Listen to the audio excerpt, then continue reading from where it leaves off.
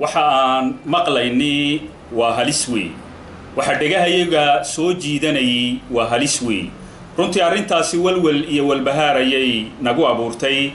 intaanan nila qaybtamin waxaan isxasuusinaynaa talisyada mucangaga ee dalalka xoogga ku haystay waxyaabaha ay dhaxalsiiyaan waan ognahay waana la wada garanayaa talisku marka uu xoog ku haysto ummad talisku marka uu cadaaladda ku tunto talisku marka uu xalmoodo xoog iyo xadhig runtii waxa yimaada burbur iyo baaba waa la garanayaa taariikhdaana bartay adduunkaana baray dalalka jaarkeenna ayaan ka aragnay oon ka baranay tusaale yar haddii aan soo qaadanno dalka Soomaaliya waxaan ognahay Allah u naxariistay Maxamed Siyaad Barre Soomaaliya heerka uu gaarsiiyay waan garanaynaa halkay ku dambeysayna waan garanaynaa wixii waxa dhaxalsiiyayna waan garanaynaa waxa kaloon isxasuusinaynaa in dalkeena dagaal sokeeyo uu ka dhacay 19 jabhad ay soo gashay taliskuna inkastoo marka hore isku dayay inuu beeneeyo laakiin qasab ay ku noqotay inuu la heshiiyo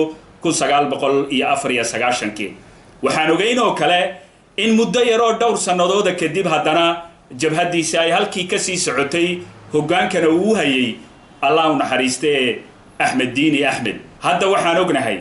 in abaabul jabhadeedu jiro waxaan ognahay in la leeyahay jabhadaasi cid walba oo Djibouti ayaa u dhanba la leeyahay maadaama aan nahay xoogaga mucaaradka isbedel doonka si nabadana aan u rabno inuu dalkeena iyadoona laga qaxin lagana dhibaatoon uu isbedel u yimaado fariin baan diraynaa fariinta waxaan u diraynaa Ismaaciil Cumar Geelle baan u diraynaa fariinta waxaan u diraynaa inta la talisa baan u diraynaa Ismaaciil Cumar Geelle waxaan leenahay inta la talisa waxaan leenahay taariikhda waxa laga barta baan leenahay dalalka burburay ee baabaay wixii baabiiyay waxa laga barta baan leenahay sacabka Ismaaciil Cumar Geelle loo tumo sacabka oo habeen iyo dharaar lagu ammaano oo la yiraahdo adiga maahina cid kale ma jirto waa wixii Siyaad Barre jarka ka tuuray weey waa wixii Mubaarak jarka ka tuuray weey waa wixii Ben Ali jarka ka tuuray weey waa wixii Suudaan Umar al-Bashir jarka ka tuuray weey amaan hadii la dhamaynayo Maxamed Siyaad Barre ayaa dhameeyay heesaha iyo sacabka iyo ammaanta halkay wax ku dambeeyeen waan garanaynaa Ismaaciil Cumar waxaan ugu yeedhaynaa inta la talisana waxaan ugu yeedhaynaa shakhsi in loo burbura maaha dow xaqa taliskaas inuu dalka baabiyo maaha Siyaad Barre 10 ku qaadano Soomaaliya wixii ku dhacay 10 ku qaadano Yaman wixii ka dhacay 10 ku qaadano Ismaaciil Cumar waa shakhsi weey waa qof weey dalkani hortii uu jiray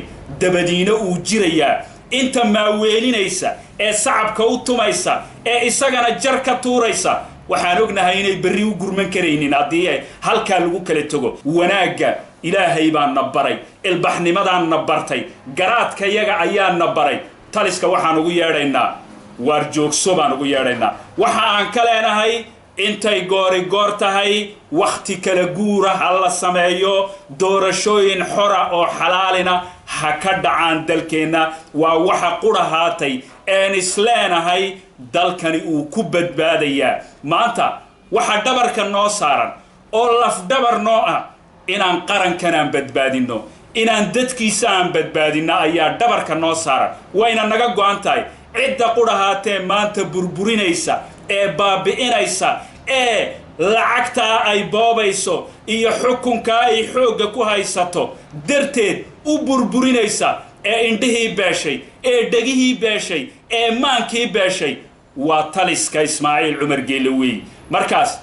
waxaan ku celcelinaynaa garaad iyo garasho iyo la xajeclaan ku celcelinaynaa ama ha maqlaan ama hinayna maqlin dadka Djiboutina waxaan leenahay nabadaan ka shaqaynaynaa midnimadaan ka shaqaynaynaa walaalnimada ayaan ka shaqaynaynaa baan leenahay